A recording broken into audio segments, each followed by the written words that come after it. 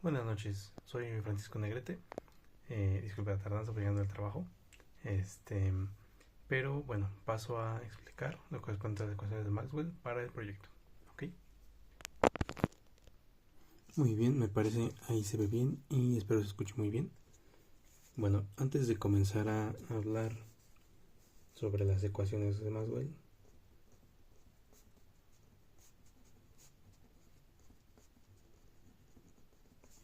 vamos a tomar en cuenta la descripción de las constantes que son utilizadas aquí, tal cual serían epsilon 0, que es la permitividad del vacío,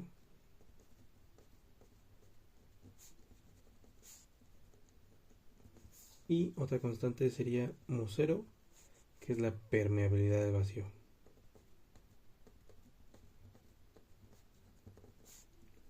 En el análisis de las ecuaciones en medios diferentes al vacío, no se considera este valor, se considera una mu-c correspondiente al medio, que se obtiene cambiando, digamos, la permitividad, será la permitividad del medio entre la permitividad del vacío, y esa sería nuestra mu-c para el medio que estamos analizando. Bueno, en sí las ecuaciones de Maxwell son 4, que serían la forma diferencial, la forma integral y la ley de Ampère-Maxwell y Maxwell-Faraday.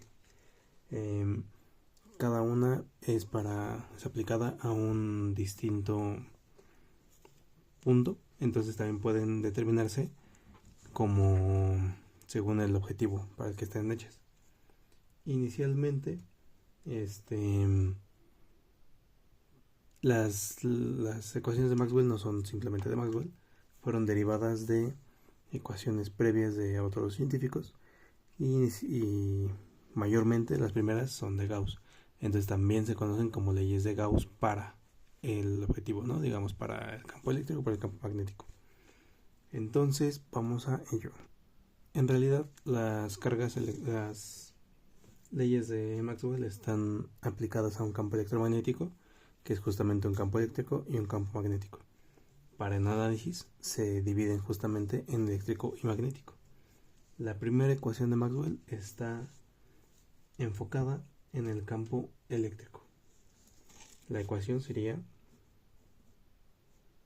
tal cual habla sobre tu punto del campo eléctrico es igual a ρ por epsilon 0.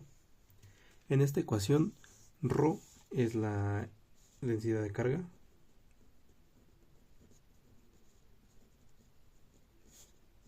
y la permitividad, ¿no? La tenemos aquí arriba.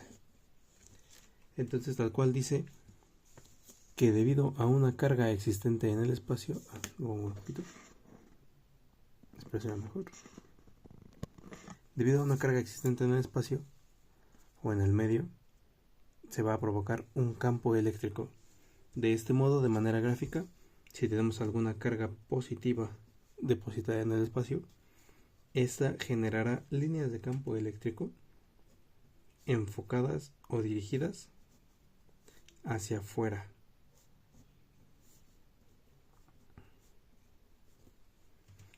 Y de esta manera, en el caso de una carga negativa, las cargas van a entrar hacia la carga negativa. De este modo se determina que una carga positiva es una fuente de campo eléctrico y una carga negativa es un sumidero de campo eléctrico. Si tuviéramos otra carga positiva ubicada en esta parte, al tener las líneas chocando de este modo, se comprende que las cargas positivas se repelen. Bueno, que las cargas, del mismo signo se repelen, y las cargas de signo contrario, en el caso de esta con esta o esta con esta, se van a atraer por las propiedades de las propias líneas de campo.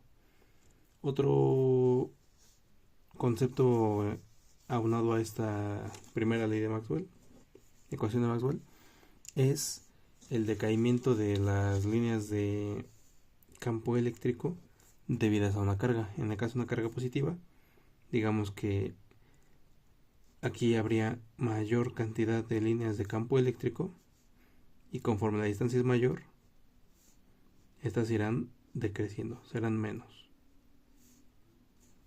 Entonces, dependiendo de la distancia a la que se encuentre el análisis de la carga puntual, el campo eléctrico será menor. Podemos tomar ahora la ley de Gauss del magnetismo, que esta viene dada como la norma del campo magnético va a ser cero siempre. De este modo, lo que nos da esta ecuación es literalmente que lo que está dicho acá, aquí se ve, sí, no existe realmente, porque no hay un punto en el que una carga magnética esté sola. Dice que si existe una carga positiva con un campo hacia afuera, debe existir una carga negativa ligada a esta, explicado fácilmente con un imán, en que el campo siempre va a cerrarse.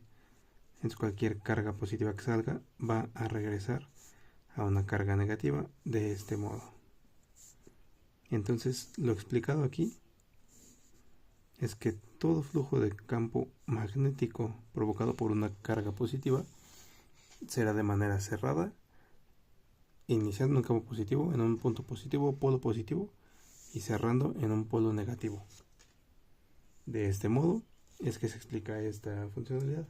Incluso un punto muy mencionado de esta ecuación es que si un imán se partiera a la mitad, se crearían dos imanes de menor tamaño que tengan justamente sus propios polos. De este modo, nuestra siguiente ecuación de Maxwell a analizar será, ahí está bien, la ley de Faraday. Esta está escrita de este modo, que es la nabla en producto cruz con el campo eléctrico, todos de manera vectorial, es igual a la derivada parcial negativa del campo magnético con respecto al tiempo. En esta ecuación lo que tenemos que entender, yo siempre las veo como al revés, es justo que si el campo magnético tiene una variación en el tiempo, nos provocará un cambio de manera ortogonal sobre el campo eléctrico. De este modo, podemos darlo así. Si el campo magnético cambia en el tiempo, cambiará el campo eléctrico, cerrando el campo eléctrico. Entonces, con la presencia de esto, si el campo magnético aumenta, el campo eléctrico, digamos por lo tanto, va a cambiar su forma orientándose en el sentido de manecillas de reloj, que es lo que vemos muchas veces respecto a la mano derecha, ¿no? Si el campo magnético decrece, el campo eléctrico se va a orientar en sentido antihorario. Entonces, lo rescatable o lo más importante de este análisis es que justamente se determina que un campo eléctrico puede ser producido por un campo magnético, y más adelante vamos a notar que también de modo contrario, un campo eléctrico existente puede provocar un campo magnético también. Y eso nos lleva justamente a la cuarta ecuación de Maxwell, que está determinada de esta manera, tal cual es la nabla producto con el campo magnético es igual a, ahora sí, mu0, que es nuestra permeabilidad del vacío en este caso,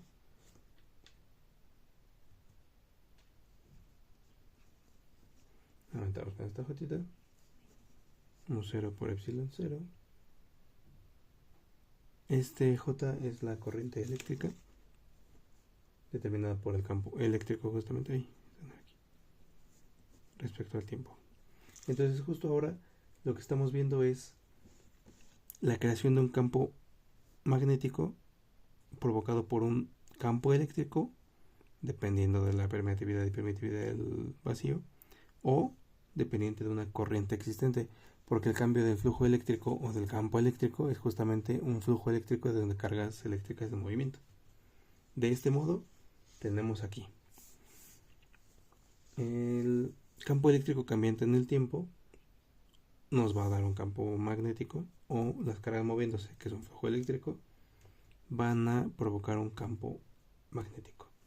Entonces, si digamos que tenemos las cargas moviéndose a través de un flujo, van a generar un campo magnético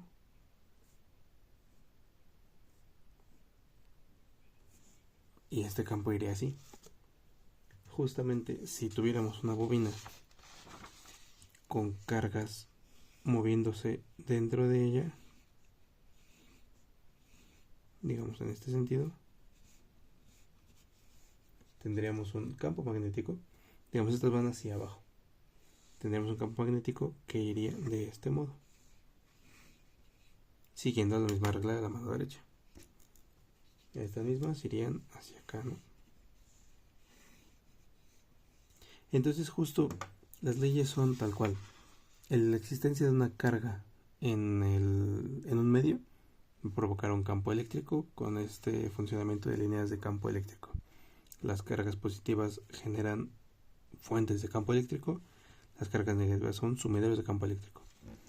Siempre que exista un campo magnético, la segunda ley, o segunda ecuación, perdón, el campo será cerrado. No puede existir una carga independiente y sola. Siempre que existan, se va a generar un bipolo magnético, que implica que las líneas de campo magnético van del polo positivo al polo negativo y siempre en un flujo cerrado. La tercera ecuación implica que la variación del campo magnético en el tiempo provoca un campo eléctrico.